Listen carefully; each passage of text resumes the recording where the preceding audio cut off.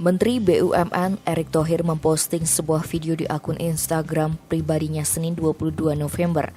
Dalam unggahan video tersebut terlihat Erick Thohir tengah melakukan sidak salah satu SPBU Pertamina yang diperkirakan berlokasi di Kecamatan Malasan, Probolinggo, Jawa Timur.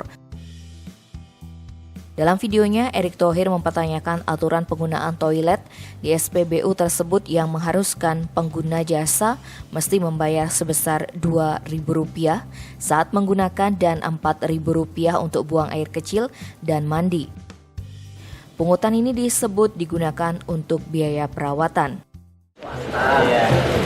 Terus sama yang punya dikontrak, kalau yang mau pakai bayar 2.000, kalau ini kencing mandi 4.000 untuk perawatan. Kenapa nggak gratis? Ini fasilitas umum. Saya kurang tahu soalnya saya cuma biasa. Yang punya siapa? Bapak Agus. Bapak Agus. Ya udah, nanti ditelepon Pak Agus. Kenapa toilet aja mesti bayar, kan padahal udah bisnis bensin, iya nggak?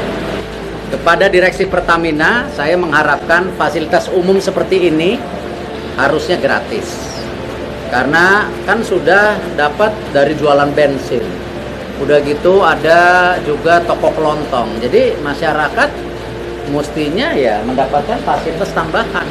Saya minta Direksi Pertamina harus perbaiki, dan saya minta nanti seluruh kerjasama dengan pom-pom bensin swasta yang di bawah Pertamina juga toiletnya nggak boleh bayar, harus gratis.